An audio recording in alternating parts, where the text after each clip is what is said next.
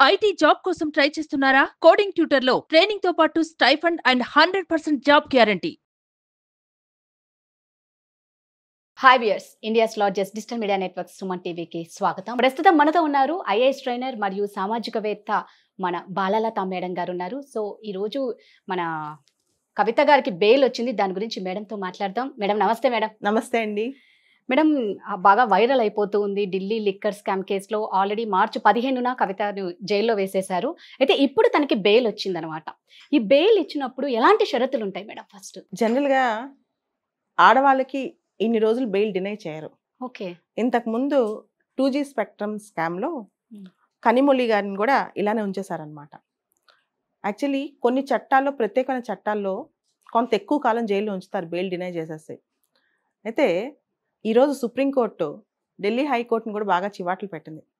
దానికి ప్రధానమైన కారణం కవిత గారు చాలా ఇన్ఫ్లుయెన్షియల్ అని చెప్పి ఢిల్లీ హైకోర్టు ఆమెకి బెయిల్ డినై చేసింది. ఆవిడ ఎడ్యుకేటెడ్ ఉమెన్, ఆవిడ మంచి సోషల్ పొజిషన్లో ఉన్నారు, ఇలాంటి ఉమెన్కి మేము బెయిల్ ఇవ్వము అని చెప్పి. అసలు అలా చెప్తారు అంటే ఎడ్యుకేటెడ్ ఉమెన్కి ఇంకా బెయిల్ రాకూడదా అని చెప్పి సుప్రీంకోర్టు అడిగింది అనమాట. దాదాపు 150 రోజుల పైన ఆవిడ జైల్లో ఉన్నారు. ఇక్కడ సుప్రీంకోర్టు ఈరోజు ఆవిడకి బెయిల్ గ్రాంట్ చేస్తూ కొన్ని షరతులు పెట్టింది. ముఖ్యంగా విట్నెస్ సాక్షులను ఇన్ఫ్లుయెన్స్ చేయొద్దని, ఎవిడెన్స్ ట్యాంపర్ చేయొద్దని చెప్పిందనమాట. ఇవి చెప్తూ ఆవిడ పాస్పోర్ట్ సరెండర్ చేయాలి, ఎందుకంటే ఆవిడ కంట్రీలోనే ఉండాలి. జస్టిస్ గవాయ్, జస్టిస్ విశ్వనాథన్ ఇద్దరు కూడా ఢిల్లీ హైకోర్టు ఇంతకుముందు చెప్పిన కారణాలతో ఏకీభవించలేదు. ఎడ్యుకేటెడ్ ఉమెన్ కాబట్టి ఇవిడికి బెయిల్ డినై చేయటం ఇవన్నీ తప్పు అని చెప్పి కూడా గట్టిగా చెప్పారు. దాంతో పాటు ఇన్వెస్టిగేషన్ పూర్తయిపోయింది. ఈ కేసులో ఛార్జ్ షీట్ వేసేశారు. ఈడీ, సిబిఐ 2 కేసుల్లో చాలా వరకు ఇన్వెస్టిగేషన్ అయిపోయింది. కేసు మొత్తం ట్రయల్ అయ్యేదాకా ఈవెన్ జైలు ఎలా ఉంచుతారు? దాదాపు 490 పైన విట్నెస్లు ఉన్నారు. వీళ్ళందరూ సాక్ష్యాలు తీసుకునేదాకా జైల్లో ఉంచలేరు కదా. మనీష్ సిసోడియా కేసు ఇంతకుముందే జరిగింది. సుప్రీంకోర్టు దాదాపు ఏ మాటలు చెప్పింది, 15 నెలలు జస్ట్ అండర్ ట్రయల్గా ఒక వ్యక్తిని ఉంచుతారా విచారణ ఖైదీగా? నువ్వు తప్పు చేసి నిర్ధారించుంటే తప్పు ఉంచవచ్చు జైల్లో. So under trial custody is not a punishment అంది. ఒక పనిష్మెంట్ కాకూడదంది సుప్రీంకోర్టు. అంటే కేవలం ఒక నింద మోపి నువ్వు తప్ప ఒప్ప నిర్ధారించకుండా 10 నెలలు, 15 నెలలు, 5 నెలలు జైల్లో ఉంచడం తప్పు అని కూడా చెప్పింది సుప్రీంకోర్టు ఈ రోజున. అంటే విచారణ ఖైదీగా అంటే ఏమైందంటే ఎవరిపైనైనా కేసు వేసేయచ్చు, ఏదైనా వేసేయచ్చు, తర్వాత వాళ్ళని జైల్లో పెడతారు. ఆ తర్వాత కదా in fact under trial it self అంటే జైల్లో ఉంచడం, తప్పు చేయకముందే జైల్లో ఉంచడమే పెద్ద పనిష్మెంట్ అయిపోతుంది అనమాట. యాక్చువల్లీ ఎకనమిక్ అఫెన్సెస్లో, ఇలాంటి పెద్ద పెద్ద ఆర్థిక నేరాల్లో సౌత్ గ్రూప్ ఇది ఫర్ ఎగ్జాంపుల్ ఇదే అనుకుందాం. ఆ ట్రాన్సాక్షన్స్ ఎక్కడ జరిగినాయి, ఎలా జరిగినాయి, ఇవన్నీ ప్రూవ్ చేయడం తేలికైన విషయాలు కాదు. ఇవన్నీ చివరికి ప్రూవ్ అవ్వవు. ఈవెన్ 2G స్పెక్ట్రమ్ కూడా చాలా పెద్ద స్కామ్ అన్నారు, కానీ ఇంతవరకు ఏమీ ప్రూవ్ అవ్వాలి. 10-15 ఏళ్ళ నుంచి నడుస్తుంది. ఇది కూడా అంతే అనమాట. ఈ ఒక్కసారి ఇది ట్రయల్కి వచ్చిన తర్వాత దీన్ని ప్రూవ్ చేయడం అంత ఈజీ కాదు.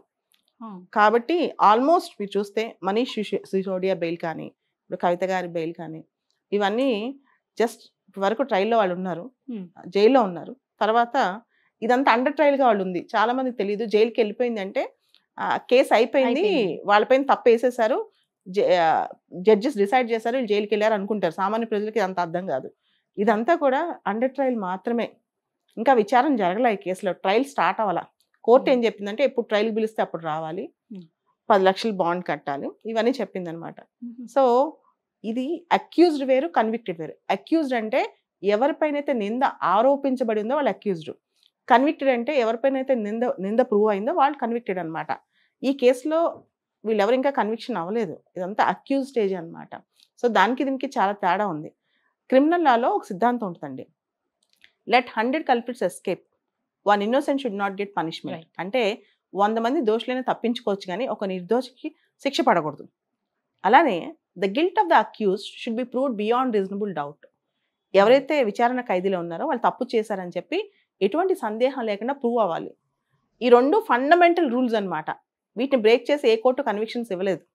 సో ఇవన్నీ చూసి ట్రయల్ జరిపి ఆ ట్రయల్ సిద్ధాంతాలు పూర్తిగా తీసుకుని ఆ ట్రయల్లో ఏవైతే విట్నెస్లు చెప్తారో ఆ సాక్ష్యాలు తీసుకుని, అదేవిధంగా ఈ కేసులో మనం మొత్తం చూసుకుంటే కనుక A1, A2 దీనిలో కవిత మధ్యలో ఉన్నట్టున్నారు, ఫస్ట్ లో కూడా లేరు. లేరు. అవును. సో సిసోదియాకే బెయిల్ వచ్చినప్పుడు ఈవిడికి రావటం పెద్ద విషయం కాదు.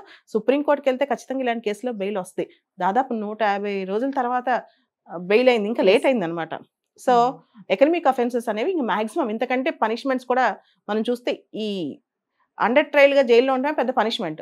ఓకే. ఆ తర్వాత ట్రయల్ జరుగుతూ ఉంటుంది, జీవితకాలం పూర్తవుద్ది అనమాట ఇలాంటి వాటిలో. అంటే ఇప్పుడు ఈ అంటే మన జనాలు ఎలా అనుకుంటారంటే రే బెయిల్ ఇచ్చేస్తున్నారు, వీళ్ళు ఇంకా వీళ్ళ దగ్గర ఉన్న సాక్ష్యాలన్నీ మాఫీ చేస్తారా ఏంటి అన్న టెన్షన్ కూడా జనాలకు ఉంటుంది. అంటే లిక్కర్ స్కామ్ అంటే చిన్న స్కామ్ కాదు కాబట్టి.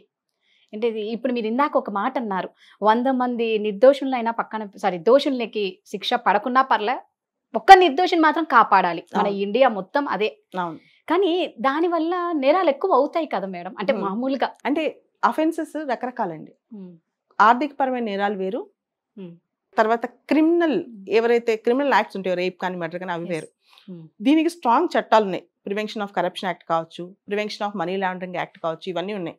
ఈరోజు కూడా supreme court prevention of money laundering act section 45 దానిలో ప్రొవిజన్ గురించి పర్టికులర్గా చెప్పిందనమాట. ఉమెన్కి స్పెషల్ కన్సిడరేషన్ ఉంటుందని చెప్పి ఇలాంటి కేసుల్లో. ఆ లాని పార్లమెంట్ తయారు చేస్తుంది. ఆ లాని కాదని జడ్జెస్ కూడా పెద్దగా చేయాల్సిన స్కోప్ కూడా అక్కడ ఉండదు. లా ప్రకారం వెళ్ళాలి వాళ్ళు కూడా. సో ఢిల్లీ హైకోర్టు కొన్ని ఇచ్చిన స్టేట్మెంట్స్ తప్పడుతూ చెప్పింది. ఇక్కడ క్వశ్చన్ కవిత గారు ఇన్వాల్వ్ అయ్యారా లేదా అనేది కాదు, అదంతా ట్రయల్ స్టేజ్. అసలు అంతవరకు స్టేజ్ లేదు. సిబిఐ ఈడీ తన వాదన తను వినిపిస్తాయి. వీళ్ళ లాయర్లు బెయిల్ గురించే ఇదంతా. This is all about bail. తర్వాత స్టోరీ తర్వాత వాళ్ళు ఏం వాదిస్తున్నారు, ఈవిడ ఫోన్ మొత్తం ఆవిడ చేసేసిందని, ఫార్మాటింగ్ చేసేసిందని ఇలా అంటున్నారు. ఇవన్నీ బెయిల్ కి వర్తించవు.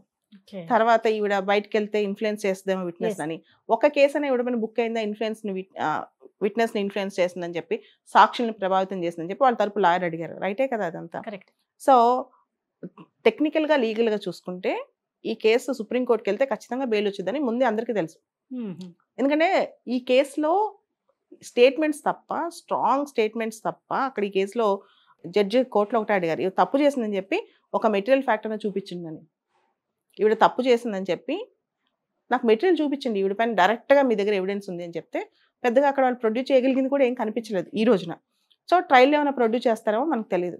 సో ఇవన్నీ చాలా ఉన్నప్పుడు ఖచ్చితంగా బెయిల్ వచ్చే అవకాశం ఉంది. మీకు బెయిల్ వచ్చిద్దా రాదా అని చెప్పి ఇందాక నేను లైవ్ చూసాను అనమాట.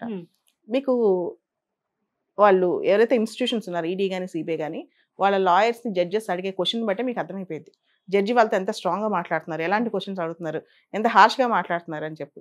అక్కడ 2-3 పాయింట్స్ జడ్జి లేవనెత్తారనమాట. ఒకటి, ఆవిడ మహిళ.